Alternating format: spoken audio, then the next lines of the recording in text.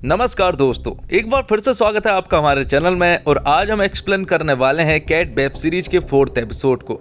बाकी के सारे एपिसोड मैंने अपने चैनल पर अपलोड कर दिए हैं, जिन्हें आप आसानी से देख सकते हैं। तो वीडियो को शुरू करते हैं। और अगर वीडियो अच्छा लगे तो वीडियो को लाइक जरूर कीजिएगा और इसी तरह के वीडियोस पाने के लिए आप हमारे इस चैनल को सब्सक्राइब भी कीजिएगा, ताकि आपको इसी तरह के लेटेस्ट और फ्रेश कंटेंट मिलते रहे। तो 4th एपिसोड की स्टार्टिंग में हम देखते हैं कि लाडी को पता चल गया था कि गुरनार ही इन्फॉर्मर है, जिसके बाद उन दोनों के बीच में झड़प हो जाती है। लाडी गुरनार को काफी बेरहमी से मार रहा होता है और जब लाडी गुरनार को गोली मारने ही वाला होता है कि तभी अचानक से गुरनार लाडी के ऊपर एक पत्थर से हमला कर देता है और उसे जान से मार देता है। जिसके बाद गुरनार तुरंत ही सहताब सिंह के पास कॉल करता है और उन्हें इस सारे कांड के बारे में बताता है। तब सहताब सिंह और चंदन कुमार तुरंत ही स्पॉट पर पहुंच जाते हैं, जहां पर वो इस मर्डर को एक एक्सीडेंट के रूप में बदल देते हैं ताकि गुरनार के ऊपर कोई भी इल्जाम ना आए। इसके थोड़ी देर के बाद इंस्पेक्टर विक्रमजीत यहाँ पर आ जाते हैं अपने पुलिस वालों के साथ, और उन्हें भी ऐसा ही लग रहा था कि ये एक एक्सीडेंट है, लेकिन उन्हें कहीं ना कहीं ये जरूर मालूम था कि गुरनार जरूर लाडी के साथ मिला हुआ था। इसलिए इंस्पेक्टर गुरनार को पुलिस स्टेशन ले जाकर उसकी काफी पिटाई करते हैं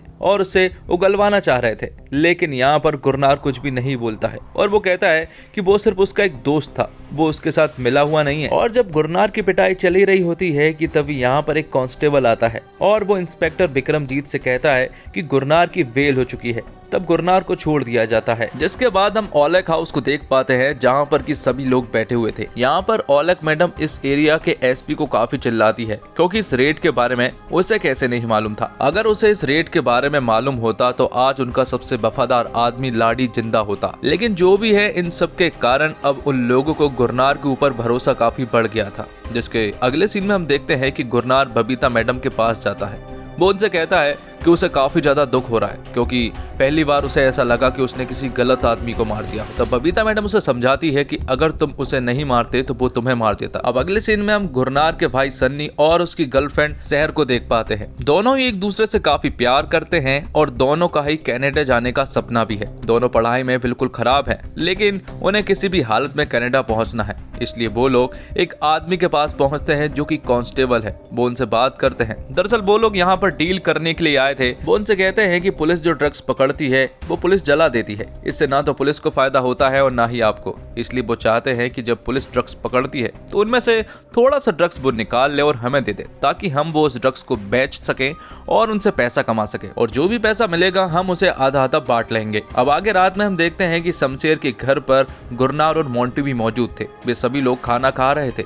तभी यहाँ पर शमशेर गुरनार से कहता है कि लाडी तो मर चुका है और अब जो भी काम लाडी किया करता था वो सारा काम तुझे ही संभालना होगा। जिस पर गुरनार मान जाता है और फिर अगले ही दिन से लाडी का काम गुरनार संभालने लगता है और वो काफी अच्छे तरीके से इस काम को कर रहा था। लाडी जिस तरह से काम किया करता था उससे भी ज्यादा अच्छे तरीके से अब गुरनार करने लगा था। पैसों के बदले में पैसे और ड्रग्स के बदले में ड्रग्स। काफी ईमानदारी से उन सभी लोगों के गुरनार ने दिल जीत लिए थे। गुरनार ने शमशेर का भी दिल जीत लिया था, इसलिए पैसे देने में भी अब आनाकानी नहीं होती है। अब रात को एक आदमी गुरनार के पास आता है। दरअसल वो यहाँ पर पैकेट के बदले में कुछ पैसे देने के लिए आया था, जो कि उसके ऊपर उधार थे। लेकिन वो यहाँ पर गुरनार को कुछ कम पैसे देता है, लेकिन गुरनार यहाँ पर पैसे लेने से साफ मना कर देता है। वो कहता है कि मैं उसूल का पक्का हूँ, इसलिए जितने पैसे की बात हुई थी वो उतने ही पैसे लेगा। लेकिन यहाँ पर वो आदमी ठीक ढंग से बात नहीं कर रहा था और वो गुरनार को गालियां भी देने लगा था, जिससे कि गुरनार को गुस्सा आ जाता है और वो उस आदमी को वहीं पर निपटा देता है। यहाँ पर मोंटी भी था, जो कि ये सब कुछ होता हुआ देख रहा था और वो तो गुरनार के ऊपर प्राउड फील कर रहा था, क्योंकि वो उसी की तरह काम कर रहा था। अब आगे जेल का सीन दिखाया जाता है, जहाँ पर मुख्तियार बंद था। थोड़ी देर के बाद यहाँ पर एक वकील आता है, जो कि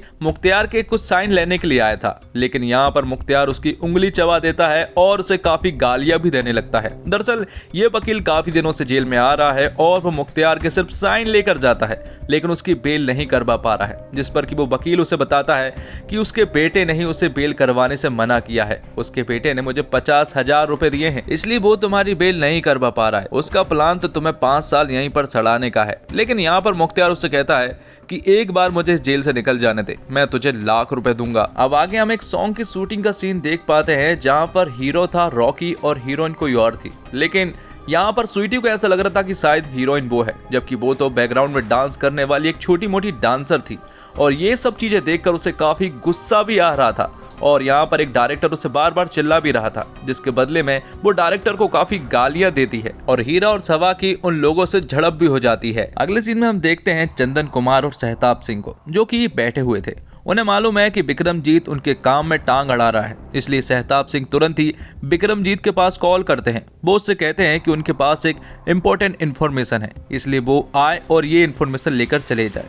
वो उन्हें एक खुफिया जगह पर बुलाते हैं और यहाँ पर विक्रमजीत को मालूम चल जाता है कि ये सब कुछ एक सेटअप था और ये सीन यहीं पर कट हो जाता है। तो अब आगे हम देखते हैं कि चुनाव का माहौल चल रहा था और औलख मैडम भी चुनाव की तैयारियों में लगी हुई थी। थोड़ी देर के बाद यहाँ पर उनकी बड़ी बेटी आती है, जो कि विदेश में रहती है। वो यहाँ पर अपने साथ एक लड़के को भी लेकर आई थी, जिससे कि वो प्यार करती है। यहाँ पर वो अपने पेरेंट्स से शादी की परमिशन लेने के लिए आई थी। दरअसल लड़का चाहता है कि सबकी मंजूरी से ये शादी हो, इसलिए वो अपनी माँ से परमिशन लेने के लिए आई थी। लेकिन औलख मैडम की बड़ी बेटी को मालूम है कि उसकी माँ बहुत खराब है, इसके बावजूद वो शादी की परमिशन के लिए हाँ कर देती है और यहीं पर शादी करने का कहती है। तो आगे हम देखते हैं कि पुलिस वालों को ये खबर लग जाती है कि विक्रमजीत इंस्पेक्टर गायब है, इसलिए वो लोग उनकी छानबीन करने के लिए लग जाते हैं। वो छानबीन करते हैं, जिसमें कि उन्हें विक्रमजीत की कार दिखाई देती है, लेकिन विक्रमजीत कहीं पर भी नहीं थे। जिसके बाद यहाँ पर एक इंस्पेक्टर आता है, जो कि पुलिस वालों को काफी चिल्लाता है, क्योंकि विक्रमजीत उनके लिए एक बहुत ही इंपॉर्टेंट ऑफिसर है, जो कि अब